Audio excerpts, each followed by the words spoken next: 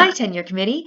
I wanted to make this video to help you save time in navigating my course so that when you go in, you have kind of an overview of how to go through it. So I wanted to show you in this video my homepage, the ways that I communicate with my students, and how to navigate the course. So right here we are on the homepage. All of my courses in Canvas are the same. They're laid out in the same way. I have the announcements at the top, a link to the module that we're working on for that week, and some resources for the class.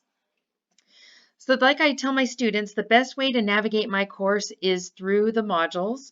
The modules correspond with the week that we are in that semester. So module 1 is week 1, module 2 is week 2, etc. Each module has an overview. So here we are in week 8, and we're focusing on feminist criticism this week. I try to lay it out in a way that makes sense to my students.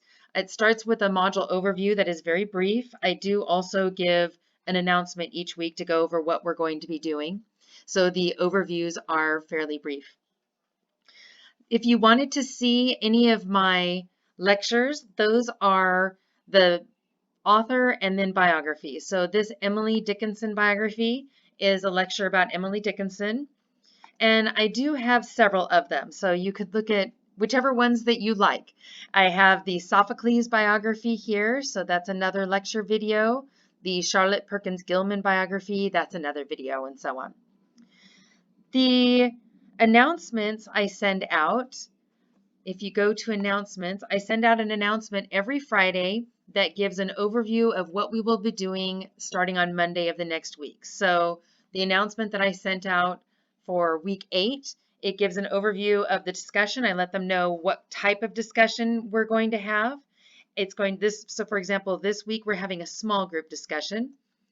And it also goes over just the basics of what we're doing and if there's something I want them to be thinking about in the future. Then every Tuesday, I send out a midweek announcement, just going over things that I think they need to know about. So for example, this week, I have an embedded tutor who was recently added. So I'm encouraging my students to go see her for extra credit this week. So I'm reminding them of that in this midweek announcement and also reminding them of the Virtual Learning Center. And I try to create links whenever I think it'll be helpful for them to go directly to whatever it is that I'm talking about. The discussions that I do in my course, that is the way that I interact with my students and the way that they interact with each other. So I have different types of discussions. Some are small group discussions and some are whole class discussions. So if you are in my class, the discussion for Emily Dickinson, for example, this week is a small group discussion. So when you're at it, I will put you into a group so that you can go in and see the groups. Otherwise, I don't think that you can because the students can only go in and see the groups that they are in. So for me, I go in and I can see all of the different groups. But when you go in, you'll only see what you have been added to. So when you go into a discussion, if you wanted to find what I've been saying, so I do go into the small group discussions and the whole class discussions. So if you wanted to find what I've been saying, you could type my name, and that's another way to kind of get at it easier to find information in the discussions. And so same thing with a whole class discussion.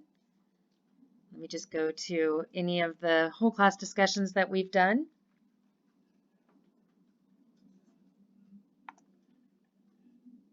And again, you can just type in my name to see what I have said to my students if you wanted to find how I've interacted with them. All right, I hope that this has been helpful. Oh, one more thing I did want to show you. If you wanted to see the welcome video that I gave to my students at the beginning of this semester, you can go to announcements, and that is going to be the second announcement that I sent out, and that's the Welcome to English 101B. That is my welcome letter that I sent out to my students. It is full of a lot of information. I do worry that it's a little overwhelming, but in this I do have my welcome video that I sent out to my students. So it's right there towards the top if you wanted to click on that and go see the welcome video. That's another video that kind of gives an overview of what's in my course. I hope that you find this helpful. And again, thank you so much for your time, and I really appreciate it.